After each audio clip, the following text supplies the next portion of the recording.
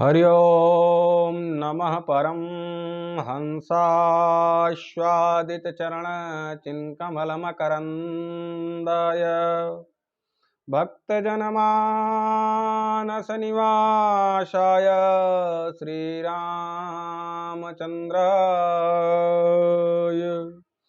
ध्यायेयं सदा परिभवग्नभीष्टदोहम् तीर्थास्पदं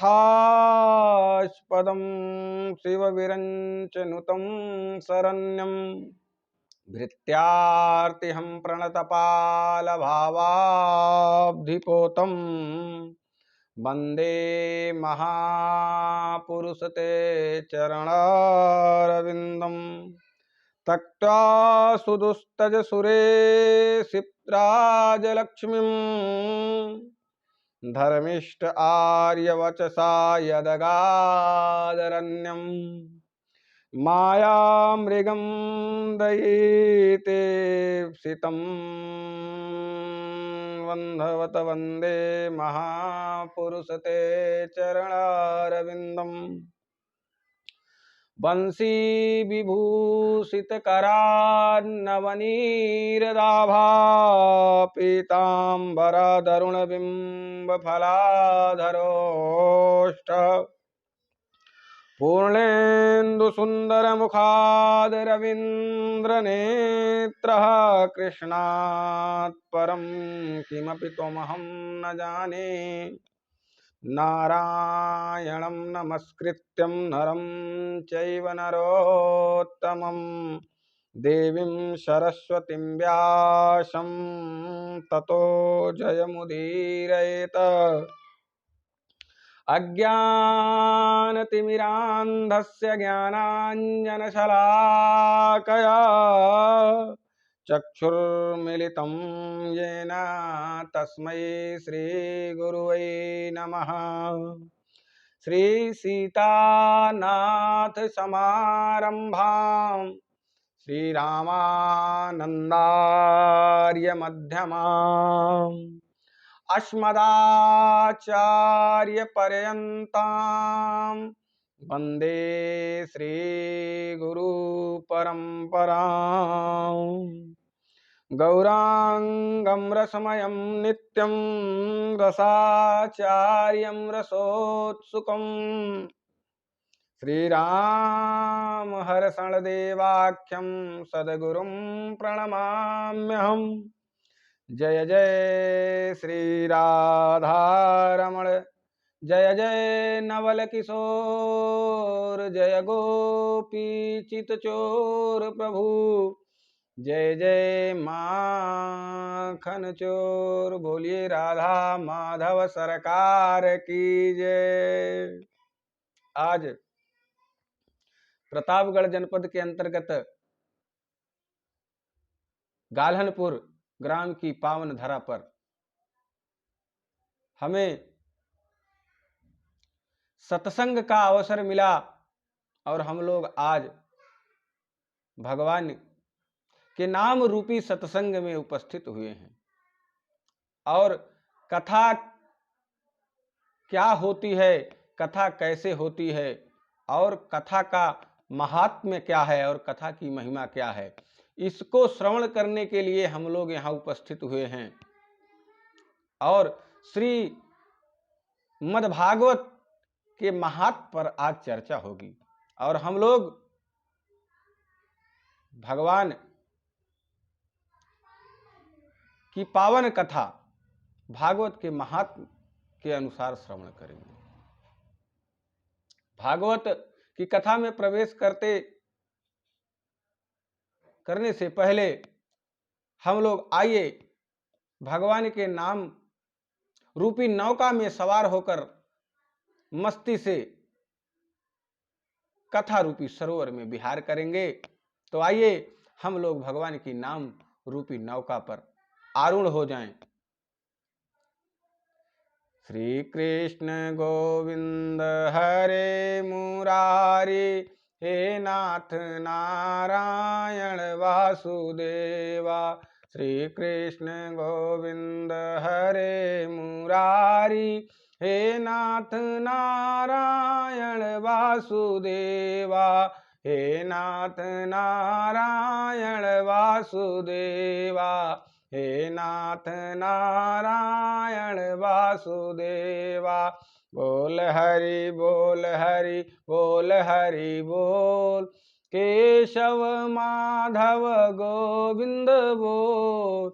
बोल हरि बोल हरि बोल हरि बोल, केशव माधव गोविंद बोल। पाप कटेंगे क्षण में भारी, पाप कटेंगे क्षण में भारी। राधा माधव गोविंद बोल। बोल हरि बोल हरि बोल हरि बोल, केशव माधव गोविंद बोल। बोल हरि बोल हरि बोल हरि बोल, गिरधर गोपाल राघव बोल। बोल हरि बोल हरि बोल हरि बोल, केशव माधव गोविंद बोल। बोलिए राधा माधव सरकार की जय। बोलिए अनंत बलवंत हनुमंत लाल की जय। बोलिए उमापति महादेव की जय। भगवान के पावन चरित्र को गाने का अवसर भगवान की कृपा से ही प्राप्त होता है। जिस पर भगवान की असीम और अनुपम कृपा हो, वही भगवान के चरित्र को गा सकता है। अन्यथा भगवान के चरित्र को कोई गा नहीं सकता है। मानस में हमारे बाबा ने लिखा है कि कहीं न सकई सत कोटि अहिसा। 100 मुख वाले शेष नारायण भगवान भी भगवान के चरित्र को गाने का सामर्थ्य नहीं रखते हैं। तो हम जैसा तुच्छ मानव यह कथा क्या गा पाएगा। लेकिन सब ही नचावत राम गोसाई, भगवान ही सबको नचाने वाले हैं और राम सूत्रधर अंतर्यामी। भगवान ही सबको कठपुतली की तरह नचा रहे हैं और सूत्र के धारक वही हैं। कठपुतली का जो सूत्र होता है वह तो नचाने वाले के हाथ में होता है। इसी तरह हमारे भगवान सूत्र को धारण करने वाले हैं और हम लोग कठपुतली हैं। जिस तरह से वह नचाते हैं हम उसी तरह से नाच रहे हैं। बोलिए राधा माधव सरकार की जय। कथा में प्रवेश करने से पहले कथा के कुछ नियम होते हैं, हम उसे श्रवण कर लें तो ज्यादा बेहतर होगा।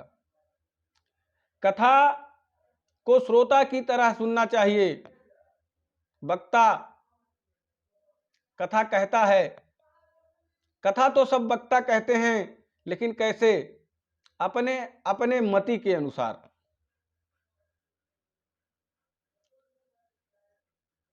कोई झोला छाप डॉक्टर है तो वह अपने अनुभव के अनुसार दवा देगा। कोई पढ़ा लिखा डॉक्टर है तो वह अपने अनुभव के अनुसार दवा देगा। कोई MBBS और बड़ा डॉक्टर है तो वह अपने अनुभव के अनुसार देगा। तो ऐसे कथा में है, जिसकी जितनी मति है वह अपनी मति के अनुसार ही कथा कहेगा। मानस में बाबा कहते हैं, मैया पार्वती से बता रहे हैं कथा कि यद्यपि जथा श्रुति औ मति मोरी, कहीं हूँ देखी प्रीत आती तोरी। जैसी मेरी मति है और जैसा हमने अनन्य विद्वानों से, अनेक विद्वानों से सुन रखा है, उसी के हिसाब से मैं कथा कहूंगा। और आपकी कथा में रुचि क्या है, उस रुचि को देखते हुए मैं कथा का विस्तार करूंगा। तो इसलिए श्रोता का बड़ा महत्व है कथा में। कथा को तन्मयता से सुनना चाहिए, कथा को मुस्कुराते हुए सुनना चाहिए, और हो सके तो कथा एक आसन पर सुनना चाहिए। इन सब बातों का विशेष ध्यान रखते हुए कथा को श्रवण किया जाए। आइए हम कथा में प्रवेश करते हैं। सच्चिदानंद रूपाय विश्वोत्पत्त्यादि हेतवे तापत्रय विनाशाय श्री कृष्णाय वयं नुमः। भागवत के पहले श्लोक में हमारे प्रभु को वंदन किया गया है। कैसे? कहते हैं सच्चिदानंद रूपाय। सतघन, घन तो आप लोग जानते होंगे, घन लोहे का होता है, उसमें किसी बाहरी वस्तु, बाह्य वस्तु का प्रवेश नहीं किया जा सकता, प्रवेश नहीं कराया जा सकता। उसी तरह सत्य में असत्य का प्रवेश नहीं कराया जा सकता, इसीलिए यहां कहा गया है सतघन। चित, चित कहें तो ज्ञान, प्रकाश को, प्रकाश में अंधकार का प्रवेश नहीं कराया जा सकता और ज्ञान में अज्ञान का प्रवेश नहीं कराया जा सकता। तो हमारे प्रभु को कहा गया सतचित घन चित, सतघन, चितघन और आनंद घन। हमारे प्रभु आनंद के समुद्र हैं, आनंद की राशि हैं, इसमें दुख का प्रवेश नहीं कराया जा सकता। तो हमारे प्रभु कैसे हैं? सतचित, सतघन, चितघन और आनंद घन। ऐसे प्रभु हैं हमारे, और जिनकी चरण ग्रहण करते ही मनुष्य के तापत्रय विनाशाय, जो हेतु हैं किसके? विश्वोत्पत्त्यादि हेतवे, जो विश्व की उत्पत्ति के कारण हैं, पालन करते हैं, सृजन करते हैं और समय आने पर संहार भी करते हैं। पूरे ब्रह्मांड को दाल भात बनाकर अपने उदर में समेट कर ले लेते हैं। ऐसे प्रभु को का ध्यान करते हुए हम उनकी चरण में चलें और उनकी चरण शरण को ग्रहण करते ही तापत्रय विनाशाय, तीनों प्रकार के तापों का विनाश हो जाता है। कैसे? दैहिक, दैविक, भौतिक तापा राम राज्य का हूँ नहीं व्यापा। दैहिक, दैविक, भौतिक तीनों प्रकार के ताप हमारे प्रभु की चरण शरण को ग्रहण करते ही नष्ट हो जाते हैं। तो ऐसे प्रभु आनंद घन, सतघन और चितघन हमारे प्रभु हैं। इनके चरणों में हम बारंबार प्रणाम करते हुए नैमिषारण्य की उस पावन भूमि पर चलते हैं जहां सूत जी महाराज शौनक आदि ऋषियों को यह मंगलमयी कथा सुना रहे हैं। हम भी अपने मन को वहीं लेकर चले। 88,000 ऋषियों के मध्य शौनक जी महाराज प्रधान श्रोता बनकर सबका प्रतिनिधित्व कर रहे हैं। आयु में जो छोटे हैं ऐसे सूत जी महाराज व्यासपीठ पर शोभायमान हैं। शौनक जी आयु में सबसे बड़े हैं, वयोवृद्ध पुरुष हैं, श्रोता बनकर बैठे हैं। और इनकी एक विशेषता है, क्या? कथा अमृत रस स्वाद कुशल।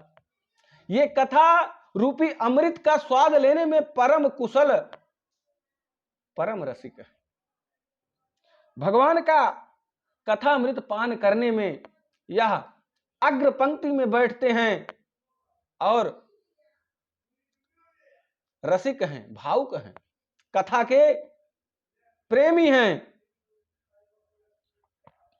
आज शौनक जी सूत जी को नमन करके पूछते हैं, अज्ञानाध्वांत विध्वंस कोटि सूर्य समप्रभा सूताख्या ही कथासारम मम कर्ण रसायनम।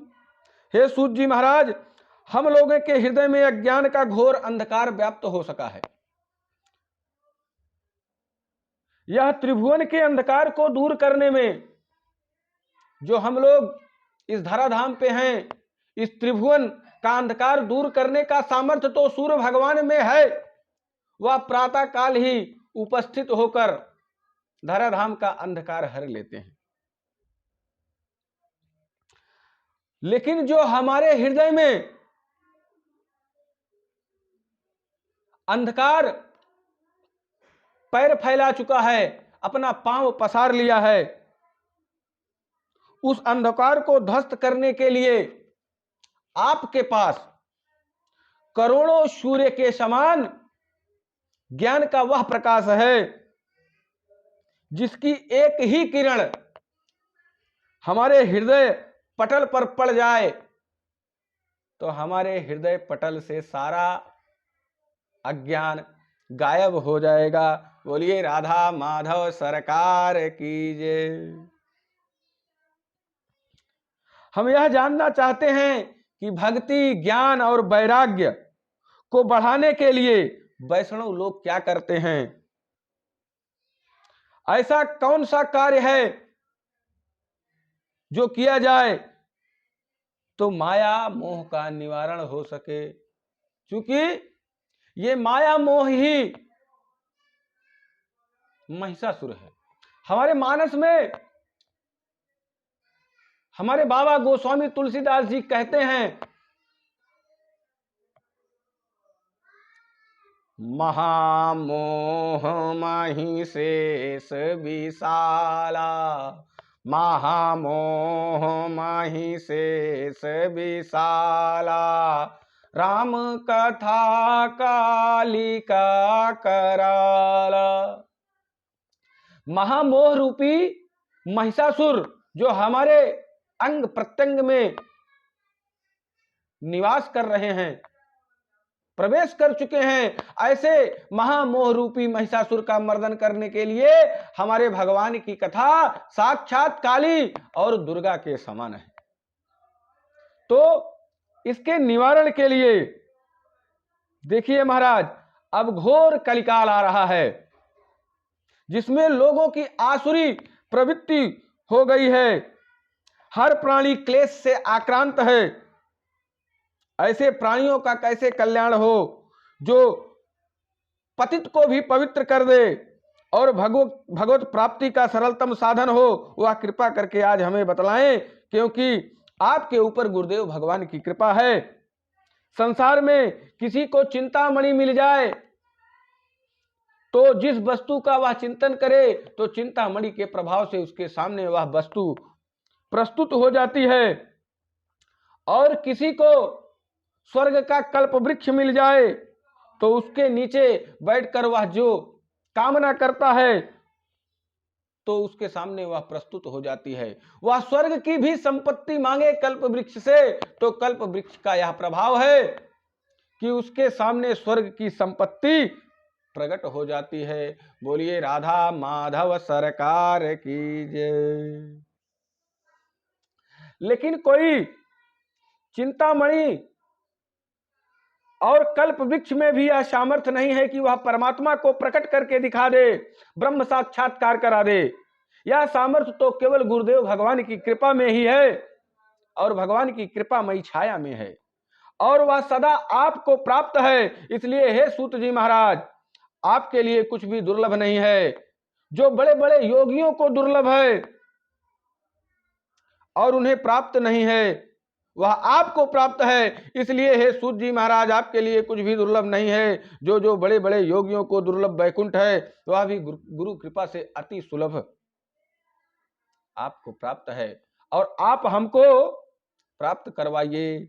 चिंता मणिर्लोक सुखम सुरद्रुहु स्वर्ग संपदा प्रयक्षते गुरु प्रीतो वैकुंठम योगी दुर्लभम। इसलिए हे सूत जी महाराज, गुरु कृपा का प्रसाद हमें भी कृपा करके प्रदान करिए। सूत जी महाराज प्रसन्न हो गए और प्रमुदित मन से बोले, हे शौनकादि ऋषियों, आपके मन में हमारे प्रति यदि इतना प्रेम है, इतना स्नेह है, तो अब हम तुम्हें समस्त शास्त्रों का सार ही सुनाने जा रहे हैं, जो संसार के भय को दूर कर देता है। इसे आप सावधान होकर सुनिए, सावधानतया श्रुणि। सूत जी कहते हैं, ऋषियों, संसार में सबसे बड़ा डर है मृत्यु। मरने का भय प्रत्येक प्राणी को भयाक्रांत रखता है, और इसका नाम है मृत्यु लोक। जो यहां आया है उसका जाना सुनिश्चित है। संसरत इति संसारः, संसरत इति संसारः, यह सरकता रहता है और हम इसे पकड़ने की कोशिश करते हैं। संसार सरक रहा है और हम इसे अपने हाथों में पकड़ के रखना चाहते हैं। भरी दोपहरी में अगर हम सड़क पर निकले तो दूर दूर तक सड़क पर ऐसा लगता है कि जैसे जल भरा है, लेकिन उस जल को हम पकड़ना चाहते हैं, उसके पास जाना चाहते हैं, और जब पास पहुंचते हैं तो वह जल और दूरी दिखाई देता है। यही माया का रूप है। मां माने नहीं या माने जो, मां माने नहीं या माने जो नहीं है उसी को माया दिखाती है, जैसे वह जल नहीं है और हमको दिखता है। इसी क्रम में हमारे भूत भावन भगवान भोलेनाथ मैया पार्वती को बता रहे हैं कि यह जगत जो है सपना है। कैसे? मैया ने कहा, कैसे प्रभु? तो भूत भावन भगवान भोलेनाथ ने कहा, मैया सुनो, उमा कहाँ उमय अनुभव अपना, उमा कहाँ उमय अनुभव अपना, सत्य हरि भजन जगत सब सपना, सत्य हरि भजन जगत सब सपना। भोलेनाथ ने कहा कि हम जो यह समाधिष्ट भगवान का ध्यान और भजन करते रहते हैं, यही सत्य है। यह जगत असत्य है, यह जगत असत्य है, और सत्य है तो हमारे प्रभु का भजन ही सत्य है। बोलिए राधा माधव सरकार की जय। तो भगवान ने मैया को बताया, तो इसी तरह हम लोगों के लिए भी यह जानना आवश्यक है कि यह शरीर जो हम कहते हैं कि हमारा है, क्या यह शरीर हमारा है? अगर यह शरीर हमारा है तो इससे आए हुए रिश्ते नाते भी हमारे हैं, लेकिन यह शरीर ही हमारा नहीं है। हमारा अगर होता तो हम इसे आसानी से छोड़ देते क्या? बोलो। तो यह शरीर ही हमारा नहीं है, इस पर ही हमारा बस नहीं है, यह भी एक दिन हमसे छूट जाता है। तो इससे आए हुए नात रिश्तेदार कैसे हमारे हो गए? यह शरीर जो है देह यात्रा का साधन है। इस शरीर के माध्यम से हम एक यात्रा पर निकले हैं, और वह यात्रा पूर्ण होते ही हमें इस शरीर को छोड़ना पड़ता है। जिस तरह से हम ट्रेन में बैठते हैं तो हमको प्रयागराज जाना है, आगे वाले को बनारस जाना है, किसी को सतना में उतरना है, किसी को मैहर में उतरना है, तो कोई चित्रकूट जाएगा। सब अपने अपने स्टेशन पर उतरने के लिए तैयार रहते हैं, और जिसको नहीं उतरना रहता है, जहां तक यात्रा का अधिकृत वह टिकट लिया है, उसके आगे बढ़ जाएगा तो काले कोट वाला टीटी उसको धक्का मार के उतार देगा। बोलिए राधा माधव सरकार की जय। तो हम लोगों को यह चाहिए कि धक्का मारने का इंतजार ना करें, और अपना स्टेशन आते ही अपना बोरिया बिस्तर बांध कर राधे राधे उतर जाएं, नहीं तो काला कोट वाला टीटी भी हमको धक्का मारकर उतार देगा। तो इस तरह हमें अपने कर्मों के अनुसार भगवान और भगवान के भक्तों का ध्यान रखते हुए अपने जीवन को, अपने समय को भगवान की याद को करते हुए व्यतीत करें और भगवान के भक्तों का ध्यान करते हुए व्यतीत करें। हमारे जीवन का हर क्षण हर पल आनंददायी रहेगा, सुखदायी रहेगा। तो सूत जी कहते हैं, ऋषियों, संसार में सबसे बड़ा डर है मृत्यु, और मृत्यु के मालिक हैं हमारे कन्हैया। भाई, आपको गांव में, आपके शहर में लोग बहुत प्रताड़ित करते हैं, आपको पुलिस और थाने जाना पड़ता है और आप डरे डरे से रहते हैं। तो आप अपना परिचय किसी ऊंचे अफसर से बना लीजिए, डीएम से बना लीजिए, एसपी से बना लीजिए, नहीं तो योगी जी से बना लीजिए, तो ये थाने वाले आपको सलाम करने लगेंगे। बोलिए राधा माधव सरकार की जय। उसी तरह मृत्यु के मालिक हैं हमारे कन्हैया, तो आप अपने जीवन का तार हमारे कन्हैया से जोड़ लीजिए, तो आप मृत्यु के भय से निश्चिंत हो जाएंगे। बोलिए राधा माधव सरकार की जय। सुखदेव जी महाराज ने कहा, जो आया है उसका जाना सुनिश्चित है। कोई कितना भी इसे पकड़ने का प्रयास करे, लेकिन यह पकड़ में नहीं आता है या खिसक ही जाता है, तो हमें बड़ा कष्ट होता है। कष्ट क्यों होता है? हम चाहते हैं कि ऐसा ही यह बना रहे, लेकिन नहीं, हमारा बालपन गया, किशोरा अवस्था में हमने प्रवेश किया, और ये जो किशोरी और किशोरों की अवस्था होती है, या बड़े संघर्ष, तनाव एवं तूफान की अवस्था होती है। इस अवस्था में हमें समायोजन करने की विडंबना रहती है। तो इसी अवस्था में हमें सत्संग की ज्यादा आवश्यकता होती है।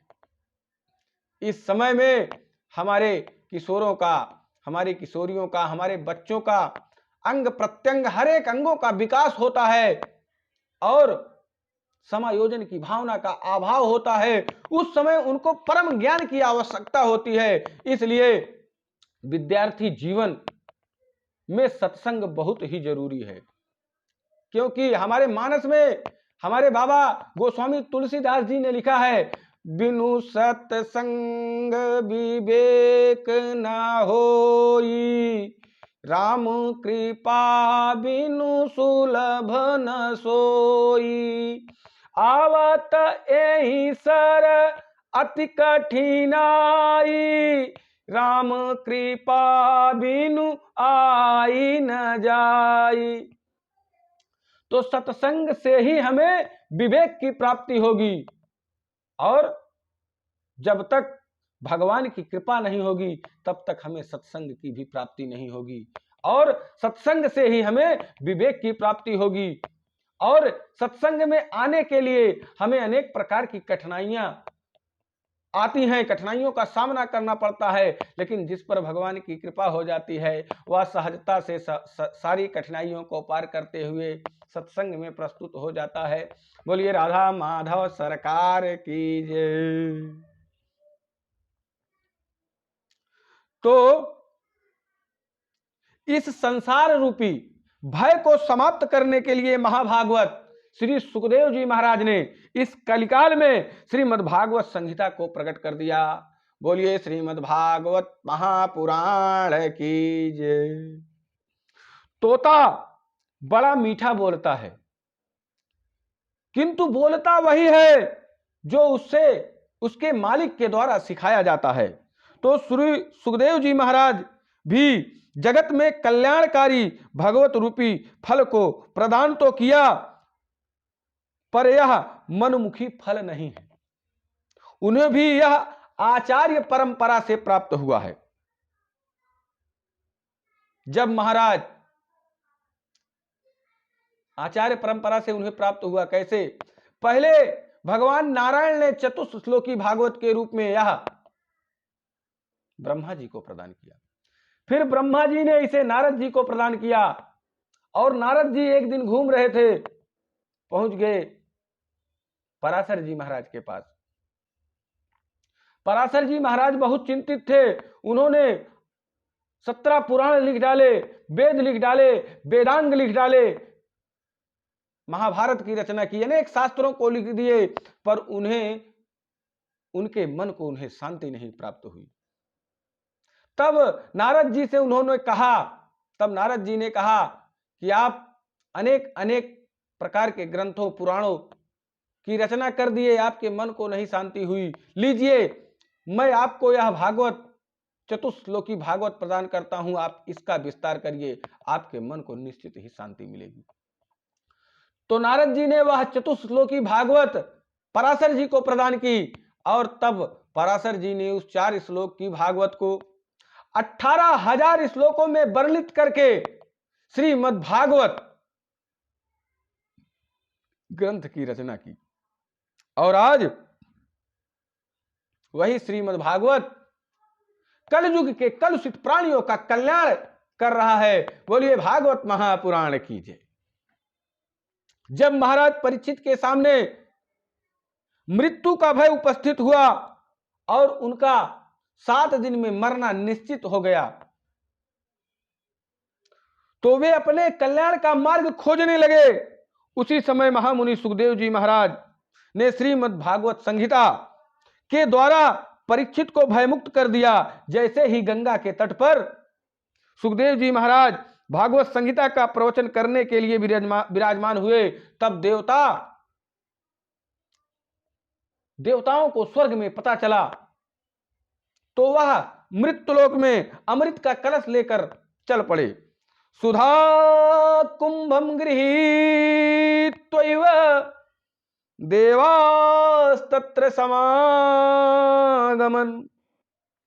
सभी देवता लोग अमृत का कलश लेकर आए और सुखदेव जी को प्रणाम करके उनके सामने अमृत का कलश रख दिया।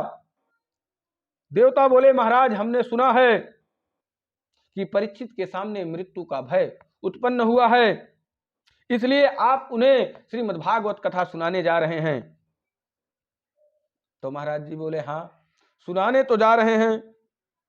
तो बोले, महाराज जी हम यह अमृत का कलश लाए हैं, परीक्षित को यह अमृत पिला दीजिए, वह मृत्यु के भय से मुक्त हो जाएंगे, और मुझे यह कथा रूपी अमृत पिला दीजिए। सुखदेव जी को सुनकर बड़ा आश्चर्य हुआ और बोले कि देवता लोग आप इतने परमार्थी कब से हो गए? इस मृत्युलोक में तो आए दिन कोई ना कोई मरता ही रहता है, और ना हमने बुलाया ना परीक्षित ने पुकारा आपको, तो फिर बिना बुलाए ही आप अमृत लेकर कैसे आ गए? ये तो महान आश्चर्य की बात है। महाभारत के आदि पर्व में प्रसंग आता है कि परीक्षित पक्षीराज गरुड़ को अपनी मां वनिता को दासत्व से मुक्त कराना था। मुक्ति दिलवाने के लिए अमृत की आवश्यकता पड़ी। वनिता और कद्रू में होड़ हुई और वनिता हार गई। शर्त रखी कद्रू ने कि यदि तुम स्वर्ग का अमृत हमें दे दोगे तो हम तुम्हें अपने दासत्व से मुक्ति दिला देंगे। मां दासी है, इसलिए उनके पुत्र गरुड़ को भी दास बनकर रहना पड़ता है, और जो सर्पों को गरुड़ जी आहार के रूप में निगल जाते हैं, उन सर्पों की सेवा करनी पड़ रही है आज गरुड़ जी को। सभी सर्प गरुड़ के सिर पर सवार हो कर कहते हैं उड़ो, तो जहां तक वह कहते हैं वहां तक गरुड़ जी को जाना पड़ता है। गरुड़ ने अपनी माता से कहा, मैं इतना बलिष्ठ होकर इन सर्पों की दास्ता कर रहा हूं और मुझे यह दास्ता करनी पड़ रही है, मैं क्या करूं मैया? इस दासत्व से छुटकारा पाने के लिए मुझे क्या करना होगा? गरुड़ जी बोले, मां ने कहा, बेटा मिल तो सकता है, पर इसके लिए तुम्हें स्वर्ग से अमृत लाना पड़ेगा। गरुड़ जी बोले, मां मैं इसके लिए कुछ भी कर सकता हूं। तब गरुड़ जी स्वर्ग का अमृत लेने गए। देवराज इंद्र ने वज्र लेकर गरुड़ जी को दौड़ा लिया और युद्ध की चुनौती दी। तब गरुड़ जी युद्ध करने के लिए तैयार हो गए। इंद्र ने कहा कि तुम्हें अमृत नहीं मिलेगा, अगर अमृत लेना है तो हमसे युद्ध करो, युद्ध में हमें परास्त कर दोगे तब तुम्हें अमृत की प्राप्ति होगी। तब गरुड़ जी ने इंद्र को युद्ध में परास्त किया और उनसे अमृत का कलश छीन लिया। सारे देवता घबराते हुए हाथ जोड़कर बोले, अरे गरुड़, तुम जिन सर्पों के लिए यह अमृत ले जा रहे हो, वह सर्प अगर अमृत पी लिए तो इस समस्त संसार का सर्वनाश हो जाएगा। तब दोनों के बीच एक समझौता हुआ। समझौता यह हुआ कि गरुड़ जी ने कहा कि हम तो अमृत का कलश लेकर ही जाएंगे, परंतु ले जाकर जब हम उनके हाथ में दे देंगे तो तुम वहां आकर अमृत का कलश छीन लेना। उसी समय गरुड़ जी गए और अमृत का कलश सर्पों के हाथ में दिया। उसी समय इंद्र वहां उपस्थित होकर अमृत का हरण करके उसे लाकर स्वर्ग में फिर से पुनः स्थापित किया। कहने का अभिप्राय यह है कि स्वार्थ लाई करई सब प्रीति, सुर नर मुनि सब कई हरीति। कहने का अभिप्राय यह है कि गरुड़ को आवश्यकता थी, तब देवता लड़ने मरने को तैयार थे और अमृत नहीं देना चाहते थे। इसके विरुद्ध आज परीक्षित ने बुलाया भी नहीं और बिना बुलाए अमृत देने चले आए। इसी बात पर सुखदेव जी को बड़ा आश्चर्य हुआ। तब देवताओं ने कहा, महाराज, एक निवेदन हमारा भी है, सुनिए। यह स्वर्ग का अमृत आप परीक्षित को पिला दें। इसके बदले में जो कथा अमृत पिलाने आप परीक्षित को जा रहे हैं वह कृपया हमें पिला दीजिए।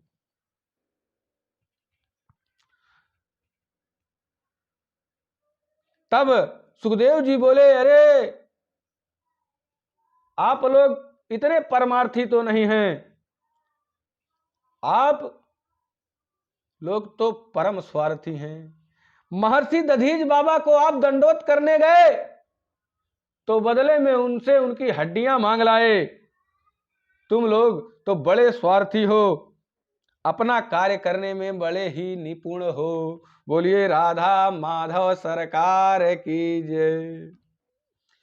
स्वकार्य कुशलः सुरा, अपने कार्य को कुशलता पूर्वक करने में देवता लोग अग्र पंक्ति में बैठते हैं। स्वार्थी व्यक्ति अगर तुम्हारे फायदे की बात करे तो सावधान हो जाइए कि हमारे प्रति यह इतना उदार क्यों है। जब यही अमृत है, देवता और दानव दोनों लोगों की तरफ से बराबर मेहनत की गई समुद्र मंथन में, तो इस अमृत को प्राप्त किया। और देवताओं ने ऐसा दुर्लभ अमृत जो मेहनत किए थे उनको तो दिया नहीं, उनके साथ छल करके अमृत अपने पास रख लिए। और आज ये देवता बिना बुलाए ही अमृत पिलाने के लिए तैयार हैं, तो कोई बात जरूर है। और देवता तो कभी घाटे का सौदा करते नहीं। आज अपना अमृत रख दिया सामने, लीजिए महाराज, परीक्षित को पिला दीजिए और इसके बदले में यह कथा अमृत हमें पिला दीजिए। सुखदेव जी हंसते हुए बोले, अरे देवताओं, तुम लोग श्रद्धा से भक्ति से अगर श्रोता बनकर आते तो मैं यह कथा अमृत जरूर आपको पिला देता, पर तुम तो सौदागर बनकर आए हो, अपितु सौदागर ही नहीं ठग बनकर आए हो। क्योंकि कोई कांच का टुकड़ा देकर बदले में करोड़ों कीमती बहुमूल्य मणि मांगे तो सरासर उसे ठग ही कहा जाएगा। कहां कांच का टुकड़ा और कहां लाखों की मणि। देवताओं, तुम्हारा अमृत यह कांच का टुकड़ा है और मेरा कथा अमृत करोड़ों की मणि है। विनिमय बदलवन तो बराबर की वस्तुओं में होता है, पर कांच और मणि की कोई बराबरी नहीं है। इसलिए जाओ, तुम ठग हो और तुम्हें मैं इसका अधिकार नहीं देता हूं। ऐसा कहकर आज सुखदेव जी महाराज देवताओं को भगा दिए। बोलिए राधा माधव सरकार की जय। क्वा सुधा क्वा कथा लोके, क्वा कांचः क्वा मणिर्महान्, ब्रह्मरातो विचार्यैवं सदा देवाग्जहासः, अभक्ताश्च विज्ञाय न ददौ सा कथामृतम्, श्रीमद्भागवती वार्ता सुराणामपि दुर्लभम। सूत जी कहते हैं, ऋषियों, यह देव दुर्लभ कथा अमृत है, क्योंकि देवताओं को सुखदेव जी ने डांट कर भगा दिया, पर यह कथा अमृत दिया ही नहीं। क्यों? सुखदेव जी ने कहा कि आप अगर भगवत रसिक बनकर आए होते, श्रोता बनकर आए होते, तो मैं यह कथा आपको जरूर सुनाता, पर आप सौदागर बनकर आए हो, सौदागर ही नहीं अपितु ठग बनकर आए हो, इसलिए सुखदेव जी महाराज ने आज देवताओं को डांट कर भगा दिया और यह कथा अमृत उन्हें नहीं पिलाया। विचार कीजिए कि यह कथा अमृत और सुधा अमृत में कौन श्रेष्ठ है। एक नगर था, एक नगर में एक राजा था, वह बड़ा ही दानी और सुशील था, धर्मिष्ठ था, अपनी प्रजा से बहुत प्रेम करता था। उसने एक दिन अपने राज्य का खजाना खोल दिया और नगर में डुगडुगी लगवा दी कि समस्त लोग राजा के दरबार में पहुंचे और राजा के खजाने में जो भी मणि है उसे जो जितना उठा पाए अपने क्षमता के अनुसार ला सकता है। और राजा ने 2 प्रकार की मुद्राओं की व्यवस्था करके रखी थी। एक सोने की मुद्रा से भरा हुआ भंडार था और एक लोहे की मुद्रा से भरा हुआ भंडार था। तो जो लोग पहले आए सबने चांदी की मुद्रा को भर भर के अपने घरों की ओर प्रस्थान किए और ले गए, और जो लेट पहुंचे उन्हें लोहे की मुद्रा नसीब हुई।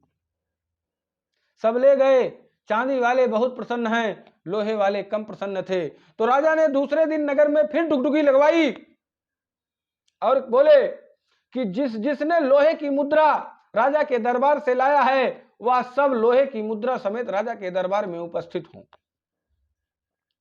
तो जितने लोहे की मुद्रा ले गए थे वह सब पुनः अपने अपने सिर पर उस मुद्रा का गट्ठर बनाकर राजा के दरबार में पहुंच गए। और चांदी की मुद्रा जो ले गए थे वो बोले अब क्या होगा, चलो छुप छुप के देखा जाए। वह सब छुप छुप के देख रहे थे और राजा के पास पारस मणि थी। राजा ने पारस मणि मंगाया और जो लोहे की मुद्रा ले गए थे उनकी लोहे की मुद्रा से पारस मणि को रगड़ना प्रारंभ कर दिया, और पारस मणि के रगड़ते ही वह लोहे की मुद्रा सोने में परिवर्तित हो गई। बोलिए राधा माधव सरकार की जय। तो चांदी की मुद्रा जो ले गए थे वह बहुत पछताने लगे कि काश हमने भी लोहे की मुद्रा लाई होती तो आज तो माला माल हो जाते, हमारी मुद्रा सोने में परिवर्तित हो जाती। तो अब देखिए, लोहे की मुद्रा सोने में परिवर्तित हो गई तो उसका महत्व तो बढ़ गया, और ये चांदी की मुद्रा तो चांदी, चूंकि पारस मणि लोहे को ही सोना बनाती है, अन्य धातुओं में उसका कोई असर नहीं होता। उसी प्रकार या हमारा शरीर जो है ये लोहे की मुद्रा है और देवताओं की योनि चांदी की मुद्रा है, लेकिन इस लोहे की मुद्रा में अगर किसी संत रूपी पारस मणि का स्पर्श मिल जाता है और सत्संग रूपी पारस मणि से इस शरीर को रगड़ दिया जाता है तो यह शरीर सोने का हो जाएगा और देवता हमारे भाग्य से जलने लगते हैं। इसलिए यह जो है, जो ये मृत्यु लोक है, यहां आने के लिए देवता भी तरसते हैं और मानव योनि पाने के लिए तरसते हैं। क्योंकि जो अन्य युगों में बहुत ही साधना करने पर भक्ति प्राप्त होती थी, बहुत ही योग करने पर भगवान का दर्शन प्राप्त होता था, बहुत ही तगड़ी साधना करने से हमें ईश्वर की प्राप्ति होती थी। वह कलयुग को आरक्षण प्राप्त है, सहजता से ही प्राप्त हो जाता है। कैसे? कलयुग कर पुनीत परितापा, मानस पुण्य होई नहीं पापा, मानस पुण्य होई नहीं पापा, कलयुग कर पुनीत परितापा, कलयुग कर पुनीत परितापा। कलयुग को यह पुनीत परिताप प्राप्त है। मन से अगर आप सत्यनारायण भगवान की कथा श्रवण करने का विचार करते हैं तो आपको सत्यनारायण भगवान की कथा का पुण्य प्राप्त होता है। मन से आप बैठे बैठे बद्रीनाथ, केदारनाथ, चारों धाम की यात्रा कर रहे हैं तो आपको चारों धाम की यात्रा का फल प्राप्त होता है। लेकिन अगर आपके मन से कोई पाप हो गया तो पाप का प्रभाव आपको नहीं प्राप्त होगा। ये कलयुग को विशेष आरक्षण प्राप्त है। बोलिए कल्की महाराज की जय। तो फिर भी हम लोग नाम संकीर्तन नहीं करते हैं। कलयुग केवल हरि गुण गाहा, कलयुग केवल हरि गुण गाहा, गावत नर पावई भवथाहा, कलयुग केवल नाम आधारा, सुमिरी सुमिरी नर उतरहि पारा। तो कलयुग में केवल राम नाम का ही आधार है। जो इस नाम रूपी नौका पर जो सवार हो जाएगा वह इस संसार रूपी भवसागर को सहजता से ही प्राप्त हो जाएगा। यह कलयुग को विशेष आरक्षण प्राप्त है। तो आज देवताओं को डांटकर सुखदेव जी ने भगा दिया। विचार कीजिए कि कथामृत और सुधामृत में कौन बड़ा है, श्रेष्ठ है। सुधामृत का यह वैशिष्ट है कि बड़े बड़े पुण्यात्मा जब इस मृत लोक से देह को त्याग कर स्वर्गलोक में पहुंचते हैं तब यह प्राप्त होता है। और इसके विरुद्ध कथामृत की यह विशेषता है कि कथामृत के लिए कोई पुण्यात्मा हो, पाप आत्मा हो, दुष्ट आत्मा हो, पतित आत्मा हो, कोई कैसा भी हो, यह अमृत सबको पिलाया जा सकता है और सबके लिए सुलभ है। कैसे? बाबा गोस्वामी जी हमारे कहते हैं, सब ही सुलभ सब दिन सब देशा, सब ही सुलभ सब दिन सब देशा, सेवत सादर समन कलेशा, सेवत सादर समन कलेशा। सभी को सुलभ है, सब दिन सुलभ है, सभी देश में सुलभ है। और जो इस सुलभता को साकार करके इनकी सेवा करता है, सेवत सादर समन कलेशा, उसके जीवन के सभी दुख क्लेश नष्ट हो जाते हैं। ऐसे हैं हमारे प्रभु। बोलिए राधा माधव सरकार की जय। और दूसरी विशेषता है कि स्वर्ग का अमृत भेदवादी है और धरातल का यह कथा अमृत अभेदवादी है। दूसरी विशेषता क्या है कि स्वर्ग का अमृत पीने वाले देवताओं के पुण्य सनई सनई धीरे धीरे सुकृत क्षीण होते चले जाते हैं और पुण्य समाप्त होते ही उन्हें धरातल पर गिरना पड़ता है। बोलिए राधा माधव सरकार की जय। और हरि कथा अमृत की विशेषता है कि कल्मपसा हम हरि कथामृत पापों को नष्ट करने वाला है और स्वर्ग का कथामृत पुण्य को नष्ट करने वाला है, पुण्यों को क्षीण करने वाला है। हरि कथामृत पापों को क्षीण करने वाला है। एक और स्वर्ग का अमृत पुण्य को छीण करके आपको नीचे गिराएगा और दूसरी ओर हरि कथा अमृत आपके पाप कलमशों को नष्ट करके श्री हरि के परम पद को प्रदान कराएगा। बोलिए राधा माधव सरकार की जय। तो सुखदेव जी ने अच्छे से तौल कर निर्णय किया कि हरि दृष्टि में हर प्रकार से हरि कथामृत ही दिव्य है। और जहां विष्णुरात परीक्षित जैसे श्रोता हों और ब्रह्मरात सुखदेव जी जैसे वक्ता हों, वहां उन्हें कौन ठग सकता है। बोलिए राधा माधव सरकार की जय। माता के गर्भ में ही अश्वत्थामा के द्वारा ब्रह्मास्त्र छोड़े जाने से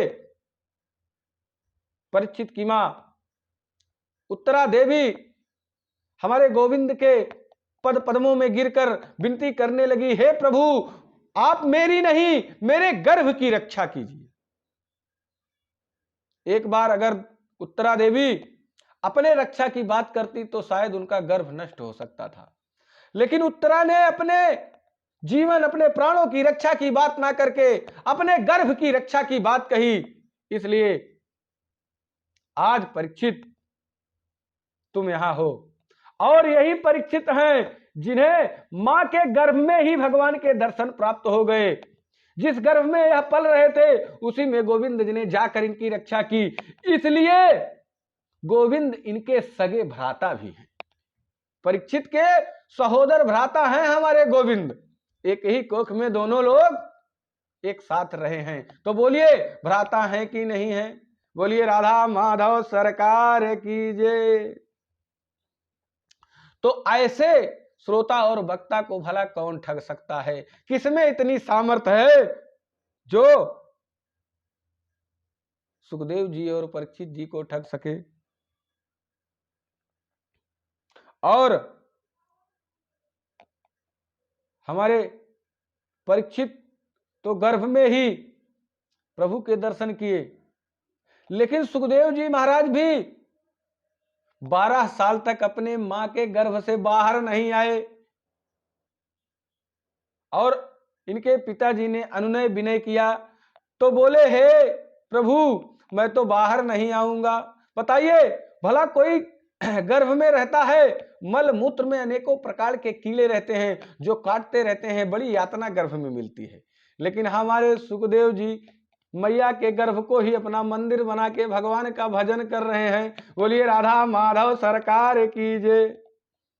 जब इनके पिताजी ने इनसे अनुरोध किया कि बेटा बाहर आ जाओ, तुम्हारी मां को बहुत कष्ट हो रहा है, तो इन्होंने कहा पिताजी मैं तो बाहर नहीं आने वाला हूं, बाहर आते ही विष्णु की माया हमें लपेट लेगी। तो व्यास जी ने इनको वचन दिया कि नहीं तुम्हें माया नहीं लपेटेगी, तुम आओ मैं तुमको वचन देता हूं। तो बोले नहीं, जिनकी माया है अगर वह आकर यह वचन देंगे तो मैं बाहर आ जाऊंगा। तो इनको भी मां के गर्भ में ही भगवान आके दर्शन दिए और वचन दिए कि आओ सुखदेव तुम बाहर आओ, माया हमारी तुम्हारा कुछ नहीं बिगाड़ पाएगी। बोलिए राधा माधव सरकार की जय। तब यह 12 साल बाद अपने मां के गर्भ से बाहर आए, और बाहर आते ही बिना लंगोट बिना कौपीन धारण किए हुए वन को चल दिए। बोलिए राधा माधव सरकार की जय। ऐसे बैरागी पुरुष हैं दोनों। तो ऐसे भक्तों को कौन ठग सकता है। तब देवता चले गए। सुखदेव जी हरि कथा अमृत के परम रसिक हैं, इसलिए देवताओं को डांट कर भगा दिया। देवता लोग लौट कर आए, ब्रह्मा जी से शिकायत किए, देखिए महाराज हम देवता होकर भी हरि कथा अमृत से वंचित हैं और मानवों को सुखदेव जी यह कथा अमृत पान करा रहे हैं। हम जानना चाहते हैं कि इस कथा अमृत में क्या विशेषता है। ब्रह्मा जी ने कहा कि पहले तो देखो कि इस कथा को सुनकर परीक्षित को क्या परिणाम होता है। तो 7 दिन के बाद कथामृत का पान करने वाले परीक्षित जब परम पद को प्राप्त हुए तो ब्रह्मा जी को आश्चर्य हुआ, और उन्होंने राज्ञो मोक्षम तथा वीक्षा पुराधतापि विस्मितः सत्यलोके तुलाबद्ध्वा तोलयत्साधनं यजः। जब ब्रह्मा जी महाराज ने परीक्षित को परम पद प्राप्त करते हुए देखा तो आश्चर्यचकित रह गए, और एक तराजू पर तौल करके देखा कि आखिर भागवत की क्या विशेषता है। तो तराजू के एक पलड़े पर अनेक प्रकार के ग्रंथ पुराणों को रखा गया, दूसरे पलड़े पर केवल भागवत को रखा गया और लघून्यानि जातानि गौरवेण इदं महत तदा ऋषिगणः सर्वे विस्मयं परमं ययुः। सब देवताओं और महात्मा आश्चर्य चकित रह गए कि श्रीमद् भागवत की तुलना में अन्य धर्म शास्त्रों का पलड़ा एकदम ऊपर की ओर लटक गया। तुरंत महात्माओं ने घोषणा कर दी, मेनिरे भगवद्रूपम शास्त्रम भागवतम कलौ। साक्षात श्री कृष्ण ही कलयुग में कलुषित प्राणियों का कल्याण करने के लिए श्रीमद् भागवत संहिता में आकर विराजमान हो गए हैं। भागवत के प्रत्येक अक्षर में गोविंद की श्यामलता समाई हुई है।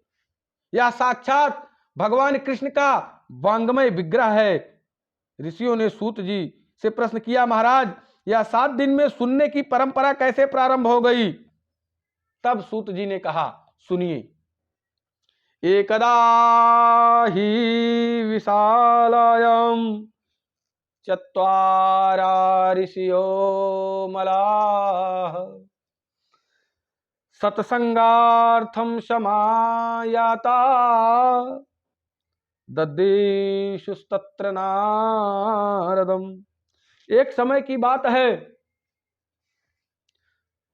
विशालपुरी बद्री नारायण धाम में सनकादि चारों भाई सत्संग की इच्छा में विचरण कर रहे थे।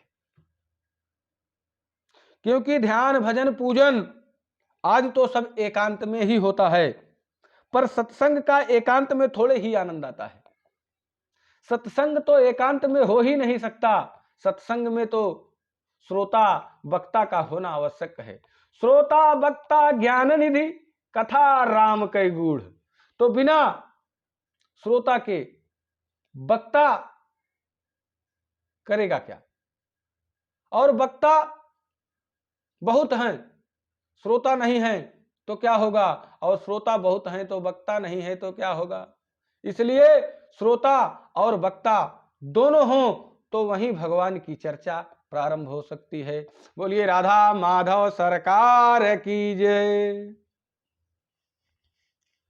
तो अब चारों भाई सत्संगी की इच्छा से घूम रहे हैं। अचानक नारद जी का दर्शन हो गया। नारद जी को देखते ही चारों भाई प्रसन्न हो गए। संत को जब कोई भगवत रसिक संत मिलता है तो वह बड़ी प्रसन्नता से उसका स्वागत करते हैं। आज कुछ भगवत चर्चा होगी और सनकादियों का तो जीवन ही भगवत कथा है। कथा मात्रेक जीविनः। पर जैसे ही नारद जी निकट आए तो उनको देखकर बड़ा आश्चर्य हुआ, क्योंकि नारद जी के मुख पर बहुत ही चिंता थी। सनकादि आश्चर्यचकित हो गए कि समाज की चिंताओं को दूर करने वाले परम संत श्री नारद जी आज चिंता आतुर हैं। बड़ा आश्चर्य है। तो उन्होंने पूछ लिया, कथम ब्रह्मन् दीन मुखः कुतश्चिंतातुरो भवान् त्वरितं गम्यते कुत्र कुतश्चागमनं तव इदानी शून्य चित्तोऽसि गतवित्तो यथा जनः तवेदं मुक्त संगस्य नोचिदं वद कारणम्। वो ब्राह्मण कथम दीन मुखा। हे नारद जी महाराज, आपका मुख इस प्रकार से लटका हुआ क्यों है? किस बात की चिंता आपको सता रही है? या भागे भागे कहां से चले आ रहे हो और कहां जा रहे हो? आपका मुख कमल ऐसे लग रहा है जैसे कोई महाकृपण का धन चला गया हो। गत वित्तो यथा जनः। तुम्हारा क्या चला गया? क्योंकि जो धन छीन लिया जाए, संत महापुरुष ऐसे धन को अपना समझते ही नहीं। और संतों का जो अपना धन है उसे संसार में कोई चुरा नहीं सकता, कोई चुराने वाला नहीं है। और महात्माओं का धन है क्या? वृंदावन में जाके देखो, हमारो धन राधा श्री राधा, श्री राधा हमारो धन राधा श्री राधा, हमारो धन राधा राधा राधा राधा राधा, हमारो धन राधा श्री राधा। तो हम संतों का जो धन है वह कोई चुरा नहीं सकता। बोलिए राधा माधव सरकार की जय। और आप तो प्रभु के नाम और संतों के नाम हो, आप तो एक परम धन हो जिसे संसार में कोई चुराने वाला नहीं है, जिसकी कोई किसी भी प्रकार की चिंता नहीं करनी पड़ती, चिंता करने की आवश्यकता भी नहीं पड़ती। तुम तो ऐसे बीतराग मुक्त संग संत हो कि अपने लिए एक कुटिया का भी निर्माण नहीं किए, और आज इतने चिंतित क्यों हो बताओ। तब नारद जी ने कहा, पुष्करम चा प्रयागम चा काशीम गोदावरीम तथा हरिक्षेत्रम कुरुक्षेत्रम श्रीरंगम सेतुबंधनम एवमादिषु तीर्थेषु भ्रमणाइतस्ततः। जब समस्त भूमंडल पर मेरे चित्त को शांति नहीं मिली तो मैंने सोचा चलो अब संतों के पास चला जाए, संभवतः संतों के यहाँ शांति मिलेगी। पर मैंने देखा कि पाखंड निरतः संतः, संत भी पाखंड पारायण होते चले जा रहे हैं। पाखंड का अर्थ है पापस्य खंडः पाखंडा, पाप का ही एक खंड है पाखंड। संत भी पाखंड पारायण होते चले जा रहे हैं, उनकी परिभाषाएं बदल गई हैं। यह बंगला किसका है?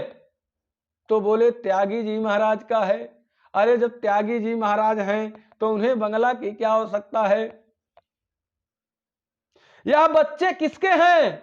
अरे ये बच्चे ब्रह्मचारी जी महाराज के हैं। अरे ब्रह्मचारी जी महाराज के बच्चे? हाँ। यह शोर कहां हो रहा है? यह शोर मौनी बाबा के आश्रम से हो रहा है। तो आजकल संतों में भी पाखंड का प्रवेश हो गया है। ऐसी ऐसी विचित्र स्थितियां कि मौनी बाबा के आश्रम में शोर, और ब्रह्मचारी जी के संतान और त्यागी जी के बड़े बड़े बंगला।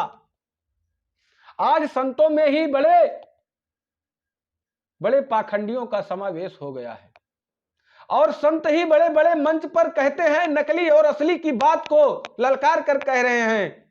और ऐसे भी संत हैं जो आपको निःशुल्क कथा श्रवण करा देंगे। और इस भारत देश में ऐसे भी संत हैं जिनका 25 लाख 15 लाख 12 लाख रेट है। रेट को लेकर कथा सुनाने आएंगे, और वही संत छोटे मोटे संतों को पाखंडी बताते हैं। बोलिए राधा माधव सरकार की जय। और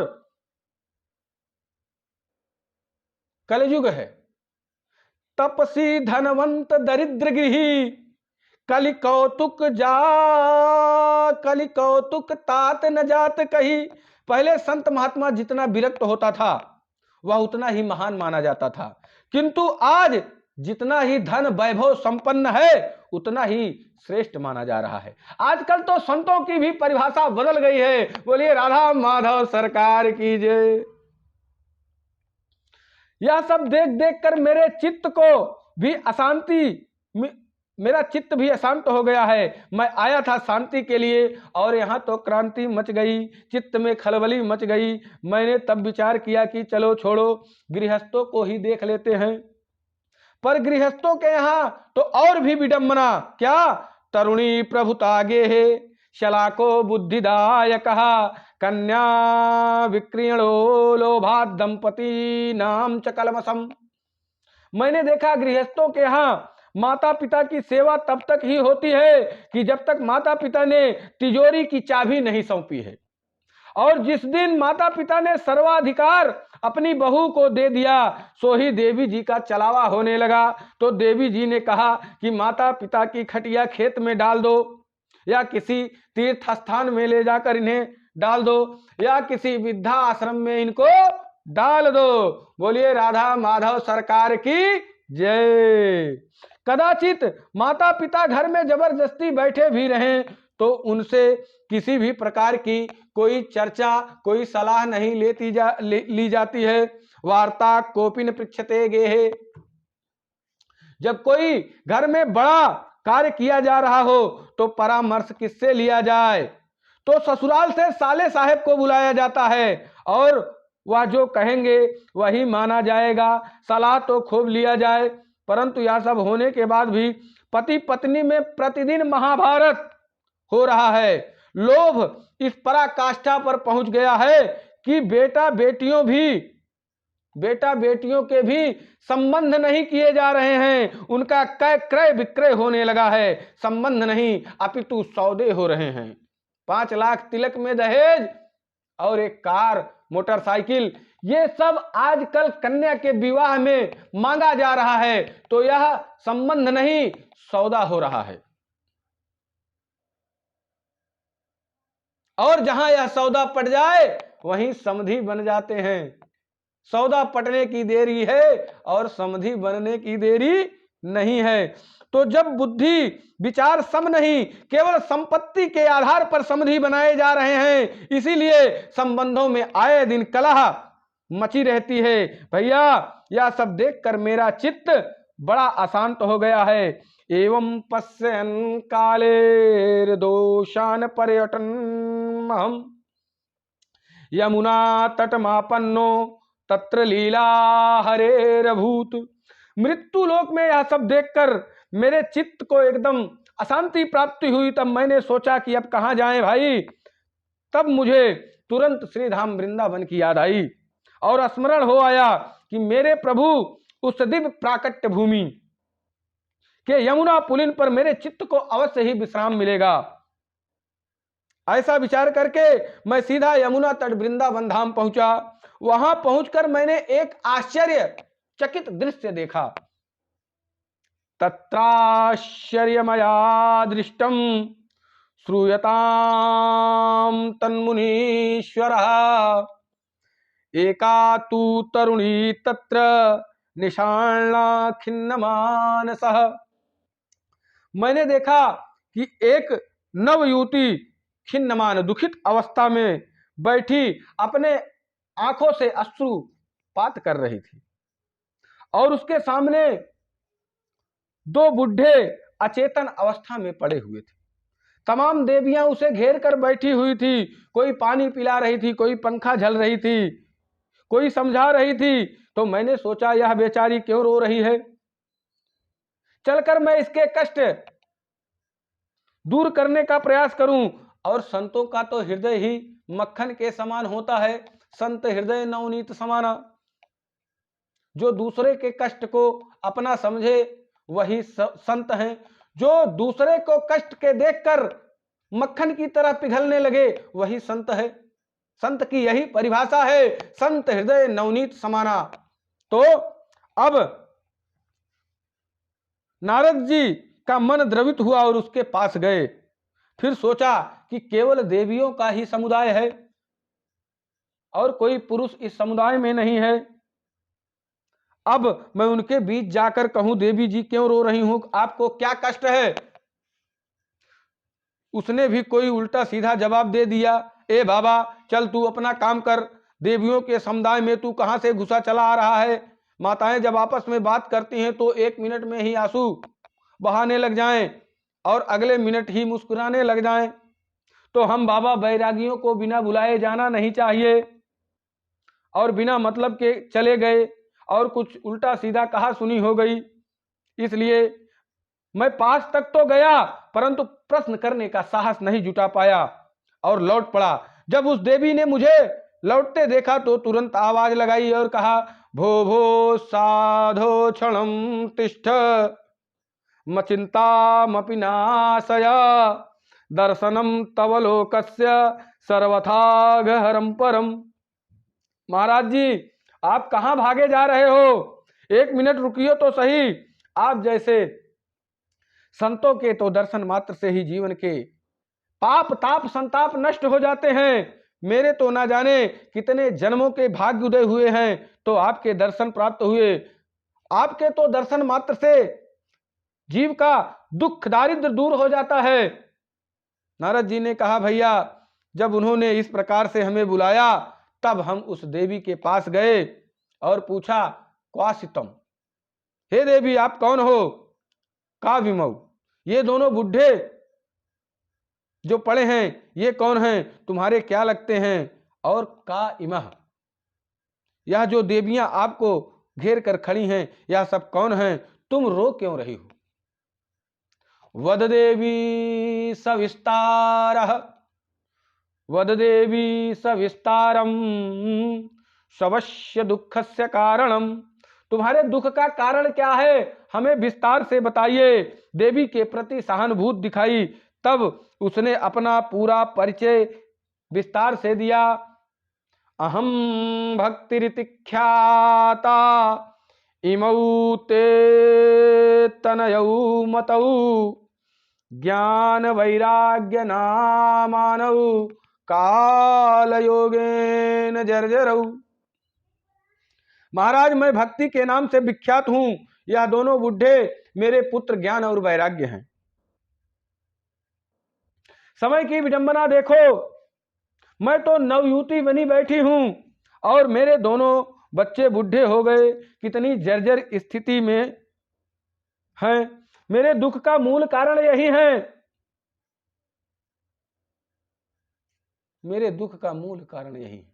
नारद जी से बताया उन्होंने और कहा कि आपको मैं सुनाऊं, मैं दक्षिण भारत में पैदा हुई, कर्नाटक में बड़ी हुई, महाराष्ट्र आदि प्रदेशों में मेरा कहीं कहीं पर बड़ा सम्मान हुआ, पर कई प्रदेश में ऐसे भी लोग थे जहां पाखंडियों से खंडित होकर मुझे पीड़ित होकर भागना पड़ा। इस प्रकार से अनेक देश प्रदेश में घूमती हुई जैसे ही मैं वृंदावन में पहुंची, वृंदावनम पुनः प्राप्तम नवीनेव स्वरूपिणी, इस ब्रज भूमि में आते ही मैं नव यौवना हो गई, पर न जाने क्यों मेरे दोनों पुत्र ज्ञान और वैराग्य एकदम बुढ़े हो गए और मेरे बालकों की यही स्थिति रही तो मैं इस स्थान को छोड़कर विदेश चली जाऊंगी।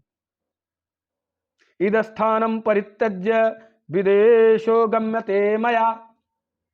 नारद जी ने सारी स्थिति को एक क्षण में ही समझ लिया और विचार किया कि भक्ति ज्ञान और वैराग्य एक दूसरे के पूरक हैं। जैसे क्षुधातुर भूख लगे हुए व्यक्ति को भोजन करने बैठे तो उसे ग्रास ग्रास यानी कौर कौर नेवाले पर संतुष्टि प्राप्त होती है और क्षुधा निवृत्ति की प्राप्ति होती है। भूख भी मिटेगी, पेट भी भरेगा और इंद्रियों में बल भी आएगा। प्रत्येक ग्रास पर उसे यह तीनों बातें एक साथ ही प्राप्त होती हैं, अलग अलग नहीं। उसी प्रकार ज्यों ज्यों भगवत चरणारविंद में प्रेम बढ़ता जाएगा, भक्ति पुष्टि हो जाएगी, त्यों त्यों भगवान के स्वरूप का बोध होता जाएगा। ज्यों ज्यों भगवान के स्वरूप में प्रेम होता जाएगा और भगवान के स्वरूप का ज्ञान होता जाएगा तो यह संसार की आसक्ति अपने आप छूटती चली जाएगी, सहज ही वैराग्य की प्राप्ति होगी। यह क्रियाएं अलग अलग नहीं हैं। यदि आपके जीवन में कोरी भक्ति है और ज्ञान वैराग्य ठीक नहीं है तो आपकी भक्ति बांझ है। ज्ञान वैराग्य के बिना भक्ति अपूर्ण है, संतान के बिना मां का मातृत्व पूर्ण नहीं है। उसी प्रकार ज्ञान और वैराग्य भक्ति के पुत्र हैं। ज्ञान और वैराग्य के बिना भक्ति परिपूर्ण नहीं होती है।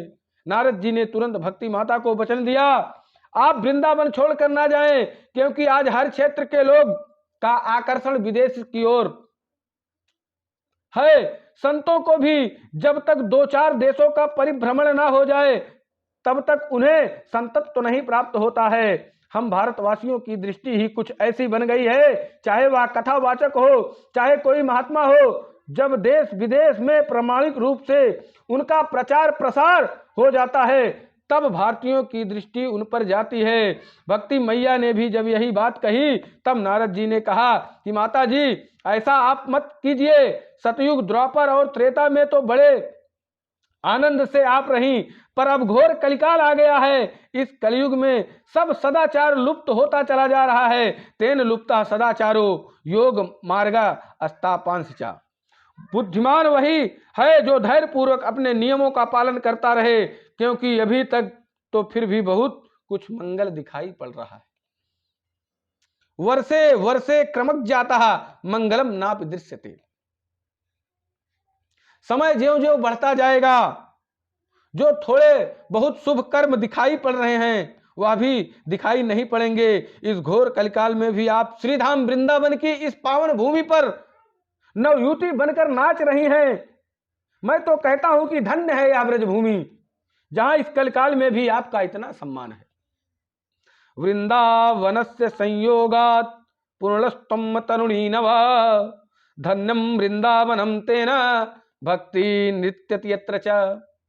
धन्य है ब्रज की भूमि, जहां इस कलिकाल में भी भक्ति का इस प्रकार आदर है कि भक्ति आज भी नव यमुना होकर नाच रही है। आप भक्ति मैया ने पूछा, बाबा एक बात बताओ, कलयुग अगर इतना दुष्ट था तो परीक्षित ने इसे दंड क्यों नहीं दिया? और परीक्षित ने कदाचित इसे दंड नहीं दिया तो भी भगवान इसकी उद्दंडता सहन क्यों कर रहे हैं? भगवान को तो इसे दंड देना चाहिए। नारद जी बोले, मां यदि आप पूछ रही हो तो ध्यान से सुनिए। जिस दिन गोविंद अपनी लीला संवरण संपन्न करके परम धाम गए, उसी दिन कलयुग ने अपना पैर इस मृत्यु लोक में जमाना प्रारंभ किया। और परीक्षित महाराज जब इसे मारने के लिए तैयार हुए तो दीनहीन होकर यह कलयुग उनकी शरण में चला गया। अब परीक्षित महाराज तो परम वैष्णव हैं। इस कलयुग में असंख्य दोष होने के साथ साथ एक बहुत बढ़िया गुण भी कलयुग में उन्हें दिखाई पड़ा, इसलिए महाराज परीक्षित ने इसे छोड़ दिया। यत् फलम नास्ति तपसा न योगेन समाधिना, तत्फलम लभते सम्मक्कालौके सब कीर्तना। कलयुग केवल हरिगुण गाहा, अगावत नर पावई भवथाहा। अन्य युगों में जो घोर तपस्या से प्राप्त होता था वह कलयुग में सहजता से ही फल मिलता है। वही फल कलकाल में केवल नाम संकीर्तन से प्राप्त हो जाता है। संकीर्तन मात्र से जीव को प्राप्त हो रहा है। यही इसका विशिष्ट गुण है जो महाराज परीक्षित को पसंद आ गया। अतः महाराज परीक्षित ने इसे अपने राज्य में स्थान दे दिया।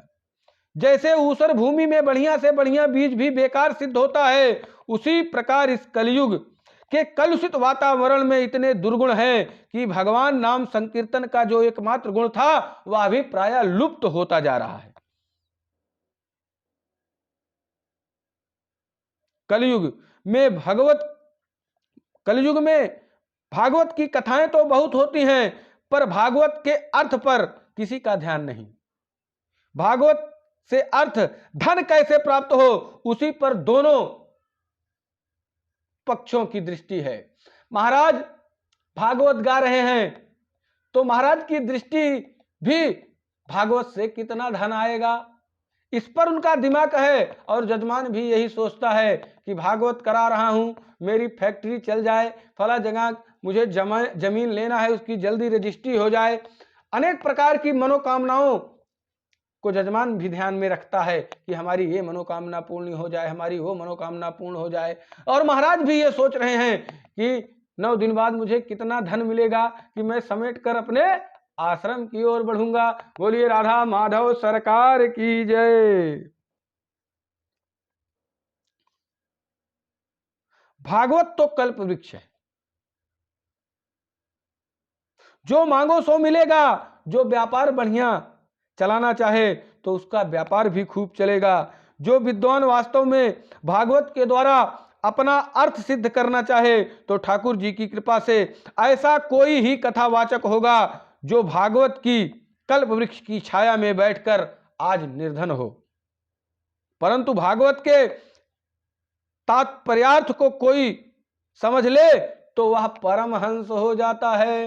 बोलिए सुखदेव जी महाराज की जय। सुखदेव जी जैसे निष्काम परमहंसों का यह परम धन है, परमहंसों की यह परम पावन संहिता है। तुम्हारा लक्ष्य क्या है, तुम्हारी कामना क्या है, उसी की पूर्ति करेगा। भक्ति मैया को इस प्रकार से नारद जी समझा रहे हैं। भक्ति मैया गदगद होकर नारद जी से बोली, मेरे बड़े भाग्य उदय हुए जो आप जैसे संतों का दर्शन मुझे प्राप्त हो गया। धन्य है नारद जी जिनकी महिमा स्वयं भक्ति मैया गा रही हैं। जयति जगति माया यस्य कायाधवस्ते वचन रचनमेकं केवलं चाकलय्या ध्रुवपदमपि यातो यत्कृपातो ध्रुवोऽयं सकल कुशल पात्रं ब्रह्मपुत्रं नतास्मि। हे ब्रह्मा जी के मानस पुत्र नारद जी, आपकी जय हो। आपके एक वचन पर निष्ठा करके कयाधु नंदन प्रहलाद भक्ति के परमाचार्य बन गए। आपके अनुग्रह को प्राप्त करके ध्रुव जी महाराज तो 5 वर्ष की अवस्था में ही साक्षात भगवान को प्रकट कर दिए और आज ध्रुव लोक में चमक रहे हैं। बाबा मेरे बालकों पर भी कृपा करिए। नारद जी बोले, माता जी आप इतनी दुखी क्यों हो रही हैं? जिन प्रभु ने कौरवों की कुत्सित सभा में द्रौपदी की रक्षा की, वे कृष्ण कन्हैया आज भी हमारे मध्य विराजमान है। सा कृष्णा क्वापिनो गतः, वो कहीं चले नहीं गए हैं, आज भी भक्तों के हृदय में। इसलिए आपको किसी भी प्रकार की चिंता करने की आवश्यकता नहीं है। आप श्री गोविंद के पद पद्मों का स्मरण करते हुए अपने दुख अपने आप ही उनको समर्पण कर दीजिए। हर हरि स्मृति सर्व विपत्ति मोक्षणम। भगवान हमारे गोविंद की स्मृति ही विपत्तियों का नाश करने का सामर्थ्य रखती है। जब नारद जी ने देवर्षि नारद ने समझाया, आप तो गोविंद के चरण कमलों का ध्यान कीजिए, अपने आप दुख भाग जाएगा। फिर आप तो गोविंद की प्राण वल्लभा हो, प्रियतमा हो। आप जहां और जब बुलावें प्रभु तो वहीं दौड़े दौड़े चले आएंगे, चाहे वह कैसा भी घर हो, कितना भी पतित घर हो। त्वया हूतस्तु भगवान याति नीच गृहेष्वपि। जहां भक्ति महारानी हैं वहां भगवान रहते हैं। चाहे वह व्याध का घर हो, बहेलिया का घर हो, रैदास का घर हो, मीरा जी का घर हो, या गजेंद्र का घर हो, बानर का घर हो, भालू का घर हो, भक्ति जहां है वहां भगवान विराजमान हैं। प्रियतमा प्रभु अपनी प्राण वल्लभा के पीछे लगे रहते हैं। इसी प्रकार भक्ति की बड़ी महिमा नारद जी ने बताई। अब नारद जी ने ज्ञान वैराग्य को स्वस्थ करने के लिए ज्ञान और वैराग्य के पास आकर देवर्षि नारद जी ने बड़े बड़े दिव्य वेद मंत्रों के माध्यम से वेद पाठ किया। चारों वेदों को धीरे धीरे सनई सनई सुना दिया, पर लाभ नहीं हुआ। उपनिषदों का पाठ करके सुना दिया, पर लाभ नहीं हुआ। सबका सार भगवत गीता भी सुना दिया, वह भी एक बार नहीं। गीता पाठैर मुहुर्मुहु, अनेक बार गीता का पाठ सुनाया। थोड़ी सी चेतना आई, परंतु फिर वह अचेतन अवस्था में गिर पड़े। तब नारद जी को चिंता होने लगी। ज्ञानम प्रबुद्धताम शीघ्रम रे वैराग्यम प्रबुद्धताम। हे ज्ञान शीघ्र ही उठ जाओ, हे वैराग्य शीघ्र ही उठ जाओ, ऐसा नारद जी ने कहा। लेकिन कोई असर नहीं हुआ। नारद जी बड़ी चिंता करने लगे कि हमारे औषधालय में जितने भी प्रकार की चूर्ण और चटनी थी वह हमने सब ज्ञान और वैराग्य को चटा दिया, पर इनका बुढ़ापा तो जाने वाला नहीं है। नारद जी बड़ी चिंता करने लगे। तभी उसी समय नारद जी को चिंतित देखकर देवताओं ने आकाशवाणी की और कहा, व्योमवाणी तदेवहुन्मा ऋषे खिद्यातिमिति उद्यमः सफलस्तेयं भविष्यति न संशयः। आकाशवाणी ने दिशा निर्देश दिया कि हे नारद, उद्यम करो, सफलता अवश्य मिलेगी। नारद जी ने पूछा क्या करूं? तो आकाशवाणी ने कहा, एतदर्थम तु सत्कर्मम सुरर्षे तो समाचरा। नारद जी सत्कर्म करो तभी यह स्वस्थ होंगे। वह सत्कर्म कैसा होगा? तब आकाशवाणी ने कहा, यह तुम्हें कोई संत बताएगा। अब नारद जी निकल पड़े। जो कोई महात्मा मिलता उससे पूछते हैं, भैया सत्कर्म क्या है? सत्कर्म क्या है? तो जो छोटे मोटे संत हैं वो तो हाथ जोड़ लेते थे, अरे नारद जी आप भी ब्रह्मा के पुत्र हैं और मैं आपको बताऊंगा सत्कर्म क्या है। कहीं से नारद जी को जवाब नहीं मिलता। और जो बड़े बड़े संत महापुरुष हैं वो अपनी इज्जत बचाने के लिए नारद जी से हाथ जोड़ लेते हैं कि बाबा का मौन व्रत चल रहा है, नारद जी आगे बढ़िए। अब नारद जी को समुचित उत्तर देने वाला कोई महात्मा नहीं मिला। अब नारद जी की और भी ज्यादा परेशानी बढ़ गई। अब क्या किया जाए भाई। सामान्य कोई व्यक्ति दवा पूछे, सामान्य कोई व्यक्ति दवा पूछे तो कोई भी डॉक्टर बता देगा, परंतु कोई बहुत अनुभवी विख्यात डॉक्टर यदि किसी से कोई औषधि पूछे तो छोटे मोटे डॉक्टर तो बताने का साहस ही नहीं जुटा पाते हैं। इतना बड़ा विशेषज्ञ हमसे पूछ रहा है, क्या बताएं।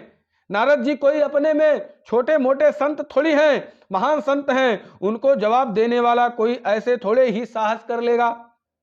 जब कोई भी जवाब नहीं मिला तो नारद जी सीधे बद्रीनाथ की ओर चल पड़े।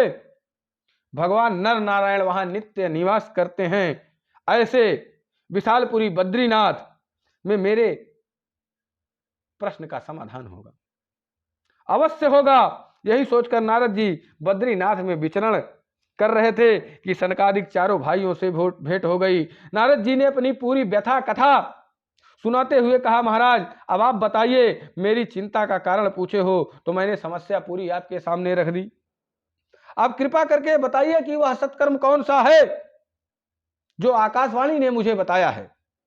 महाराज आप भी कोई साधारण महात्मा नहीं हैं। आपकी सबसे बड़ी विशेषता है कि सदैव आप वैकुंठ पहुंच गए। और भगवान के नित्य पार्षदों ने जब आपको रोकने का दुस्साहस किया तो टेढ़ी भुगटी करके 3 जन्म के लिए उन्हें धरती पर गिरा दिया। ये शाम भ्रूभंग मात्रेण द्वारपालौ हरे पुरा भूमौ निपातितौ साध्यो यत्कृपातः पुरं गतौ। भ्रिकुटी टेढ़ी करने मात्र से भगवान के नित्य पार्षदों को आपने नीचे गिरा दिया। आपकी कृपा से ही फिर पुनः अपने स्थान पर वह पहुंचे। यह आपकी प्रतिभा और तपस्या है। प्रत्यक्ष आपके जीवन में उस तपस्या का प्रभाव है कि 24 घंटे हरि शरणम हरि शरणम हरि शरणम मंत्र का जाप आपके श्रीमुख में चलता है। इसलिए जरायुष्य नाम बद्धते, आपको कभी बुढ़ापा नहीं आता है। आप पूर्वजों के भी पूर्वज हो गए, पर आप 5 साल से कभी 6 साल के नहीं हुए। कालगति का आप पर कोई प्रभाव नहीं पड़ता है। इसलिए आप जैसे संत और कहां मिलेंगे। कृपया मुझे आप ही बताइए कि वह सत्कर्म कौन सा था जो आकाशवाणी ने मुझे बताया। चारों भैया मुस्कुराते हुए बोले, नारद जी मात्र इतनी सी छोटी बात को लेकर आप इतने परेशान हो, बिल्कुल चिंता त्याग दो, समाधान हमारे पास है। मां चिंता कुरु देवर से हर्ष चित्ते समावह उपाय सुख साध्योत्र वर्तते पूर्व एव ही। सनकादियों ने कहा जो सत्कर्म आकाशवाणी ने कहा था वह कोई और नहीं बल्कि श्रीमद्भागवतालापः शतु गीता सुकाद भी। सुखदेव जी जैसे परमहंसों के श्रीमुख से गाया हुआ मधुर गीत श्रीमद् भागवत ही वह दिव्य महा औषधि है जिसका पान करने से ही ज्ञान वैराग्य की वह वृद्धावस्था दूर हो जाएगी और नव यौवन संपन्न होकर वह अपनी मैया के साथ ताता थैया करके नृत्य करेंगे। तब नारद जी ने सनकादियों की बात पर विश्वास नहीं हुआ तो सनकादियों से कहते हैं, नारद जी वही दावा हमारा है। तुमने सारे वेद सुनाए, उपनिषद सुनाए, भगवत गीता सुनाई, परंतु हम सबको विश्वास दिलाते हैं कि सुखदेव जैसे परमहंसों का गाया हुआ यह जो भागवत दिव्य मधुर गीत है इसका श्रवण करने मात्र से ज्ञान और वैराग्य स्वस्थ हो जाएंगे, उनकी सारी बीमारी दूर हो जाएगी। नारद जी बोले, महाराज भागवत तो मैंने भी पढ़ा है। मेरे पिताजी ब्रह्मा जी ने मुझे भागवत का अध्ययन कराया था, इसलिए मैं जानता हूं कि भागवत में भी जो व्याख्याएं हैं वह सब वैदिक सूत्रों की हैं। वेद रूपी वृक्ष का ही तो फल श्रीमद् भागवत है। जब वेद उपनिषद सुनाने से कुछ नहीं हुआ तो वेद की व्याख्या करने वाले ग्रंथ श्रीमद् भागवत सुनाने से भला क्या हो जाएगा। सनकादिक मुस्कुराते हुए बोले, नारद जी, कोई आम का मीठा फल खावे और खाने वाला कहे कि वह फल जब इतना मधुर है तो वृक्ष कितना मधुर होगा। जिसने इस फल को पैदा किया है और फल को त्याग कर कोई वृक्ष चबाने लगे, वृक्ष के पत्ते चबाने लगे, तो क्या उसे माधुर्य रस की प्राप्ति होगी, स्वाद मिलेगा। स्वाद तो लेने के लिए केवल फल का सेवन करना पड़ेगा, वृक्ष में तो स्वाद नहीं मिलेगा। दूध से ही घी निकाला जाता है। अनेक प्रकार के दृष्टांत जब सनकादियों ने नारद जी को दिया, बोले दूध से ही घी निकाला जाता है, पर जो काम घी करेगा क्या वह दूध कर सकता है। महाराज जी पूड़ी बना रहे हैं, अचानक घी कम हो गया तो महाराज जी ने कहा घी तो कम हो गया, और जजमान बोले कि महाराज दूध से ही तो घी बना है, तो बची हुई पूड़ियां आप दूध में निकाल लीजिए। तो क्या बताइए, यह संभव है? पूड़ियां दूध से निकल सकती हैं?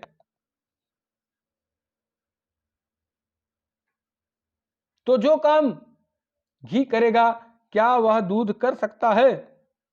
नहीं। इस प्रकार विविध दृष्टांतों से नारद जी ने समझाया, गन्ने के रस से ही शक्कर बनता है, पर जो मिठाइयां शक्कर से बनती हैं क्या वह गन्ने का रस डालकर बनाया जा सकता है? बताइए। जब अनेक प्रकार के दृष्टांतों से नारद जी ने सनकादियों को समझाया, तब नारद जी की शंका तुरंत दूर हो गई और नारद जी ने हाथ जोड़कर बोला कि जब तक शास्त्रों का रहस्य समझा नहीं जा सकता, पर आप जैसे महान संतों का दर्शन भी ऐसे नहीं मिलता। भाग्योदयन बहुजन्म समर्जितेन सत्संगमं च लभते पुरुषो यदा वै अज्ञान हेतु कृत मोहमदान्धकारनाशम विधाय ही तदोदयते विवेका। इसी जन्म के भाग्य नहीं अपितु अनेक जन्म जन्मांतरों के भाग्य जब उदय होते हैं, तब आप जैसे संतों का दर्शन प्राप्त होता है, जीव को सत्संग लाभ प्राप्त होता है। आप जैसे संतों का दर्शन और संग मिलता है, उसमें विवेक जागता है। जब विवेक जागता है तो विवेक रूपी सूर्य का उदय होता है, अज्ञान का सारा अंधकार नष्ट हो जाता है। इसी बात को हमारे गोस्वामी दास जी इस पंक्ति में समझाते हैं, बिनु सत्संग विवेक न होई, राम कृपा बिनु सुलभ न सोई। आवत यही सरयति कठिनाई, राम कृपा बिनु आई।